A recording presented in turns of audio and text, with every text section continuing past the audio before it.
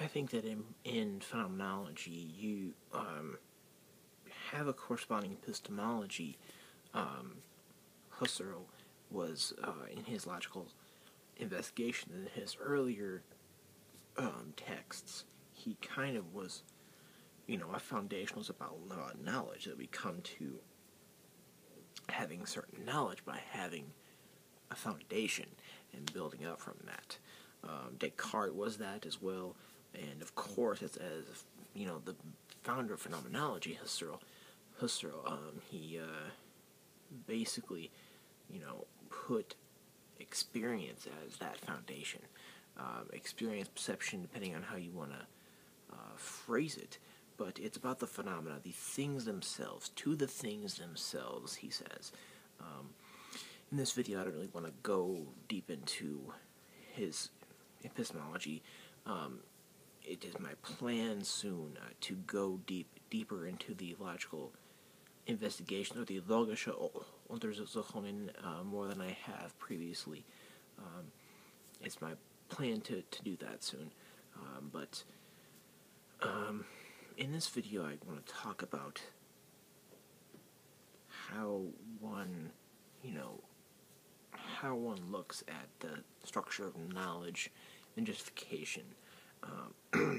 How one is justified in knowing, or how one is justified in believing something.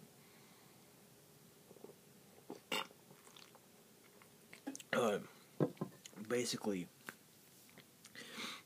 phenomenology, if you don't know a whole lot of what that is, that's, I can't really explain it in a few words. I have, multiple videos on it,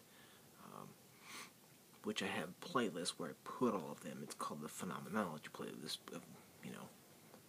of course, where I put all of them. There's like 75 of them, ranging from thinkers of Husserl to Heidegger and Jean-Paul Sartre, and some of the existentialists a little bit as well. Mainly that kind of thing. So I guess what I want to think about is, even though, with phenomenology, with Husserlian phenomenology, we have reductions, which reduces our inquiries and suspends the inquiry of whether a certain phenomena is mind-dependent or independent. If a entity is mind-dependent, then it's an idea or a representation, and it's being there and you perceiving it is dependent upon you and your perception and your ideas. Otherwise, we have more of a realist idea where entities are independent of you, where they have their own existence and they come and they give themselves to you independent of what's going on in here. So like an idea or a thing that gives itself to you, or word that you perceive, is therefore it's not idea but a objective existence. Phenomenology suspends inquiry into these things of realism, anti-realism, nihilism, linguistic nihilism, all that stuff. And it's just going to say, well, when I see this bottle, I'm going to enter into inquiry about the phenomena that gives itself. If you read Jean-Luc Marigon, he kind of will talk about being given. He has a book called Being Given, where he does discuss what it means for something to be given. He uses that word more frequently than I would say Husserl would.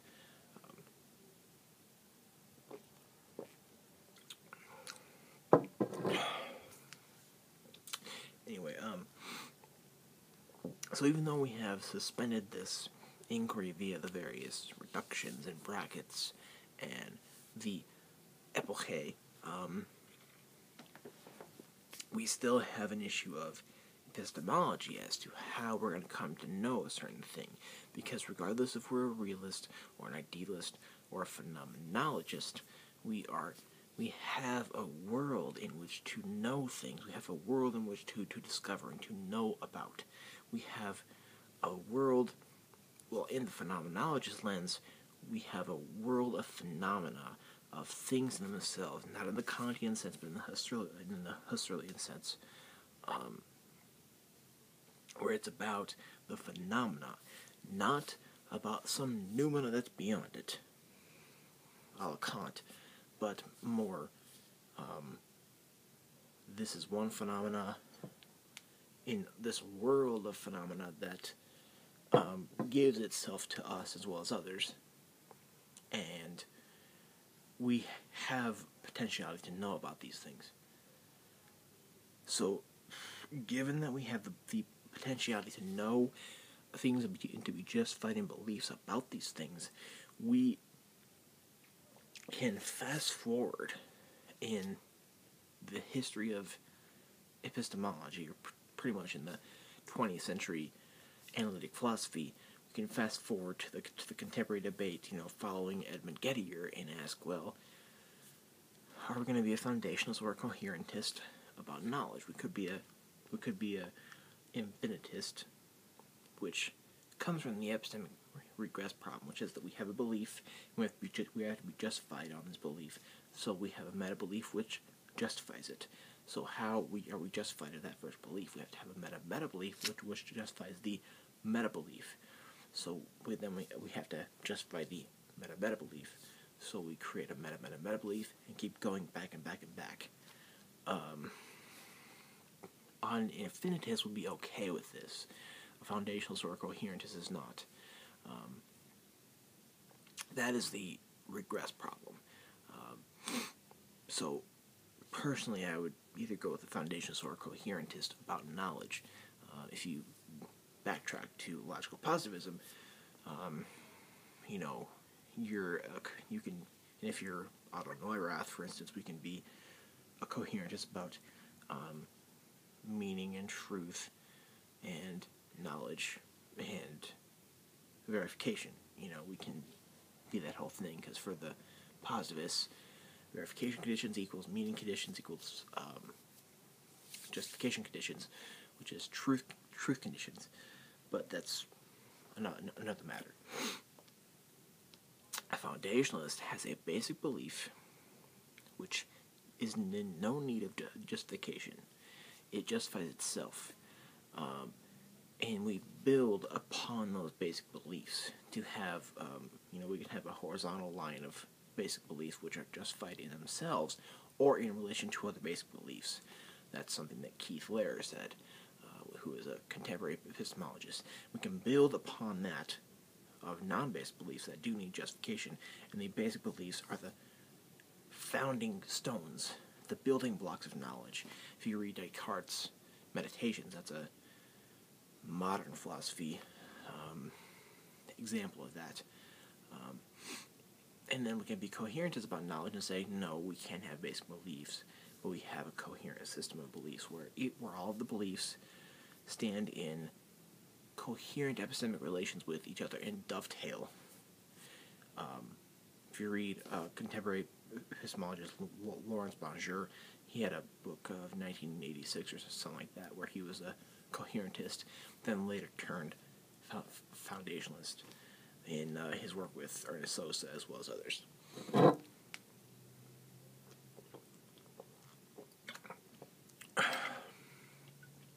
This is a unfiltered beer, so I'm going to try and switch to the bottom and get that film out. Anyway, so we can be a coherentist and have a coherent system where, let's say we have a belief here and a belief over here, where all of this is a coherent system of beliefs. This belief, if we were to take this out, then this belief up here wouldn't work, because they're all in equal relation. They dovetail. So, with respect to phenomenology, which epistemology do we follow? What is the structure of knowledge and justification and truth also? We could be foundationalist or coherentist, I think. We could be foundationalist because we could, as a phenomenologist who uses experience as the starting point, the focus. We could use experience, the phenomena, as our starting point for knowledge as well, and as the starting point or the basic belief of knowledge, and justification, and build up from that about the world of the phenomena that present themselves to us. Furthermore, we could also be coherent about knowledge and justification, because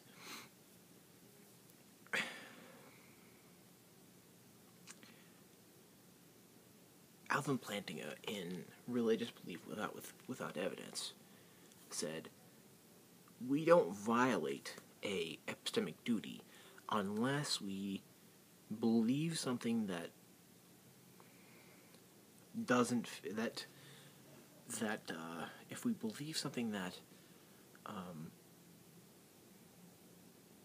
is contradictory with respect to some other beliefs. I'm not sure if he's a foundationalist or coherentist, because in that same paper in that same writing, he bashes foundationalism. So it's kind of hard to say. I haven't really read any of his strictly epistemological writings, but anyway, to violate a epistemic duty is to believe something that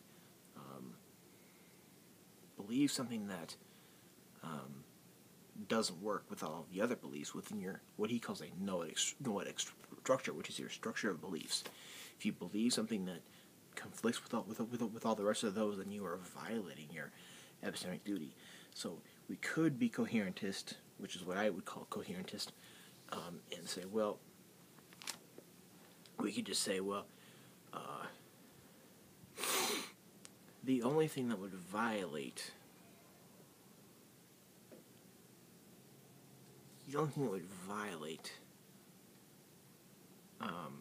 knowledge is if we had a system where beliefs don't fit together. And that would be fine too, because as long as our belief, because like everything that, like, let's say I am psychotic, I have psychosis, and somebody else over here says that I'm crazy.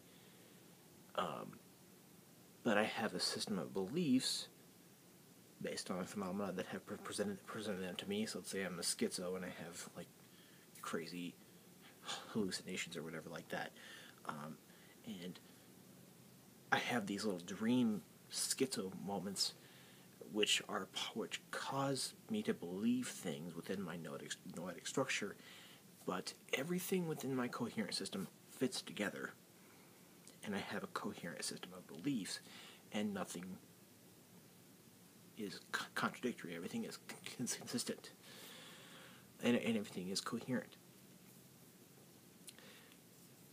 But I'm not wrong about things, because, and by phenomenology as well,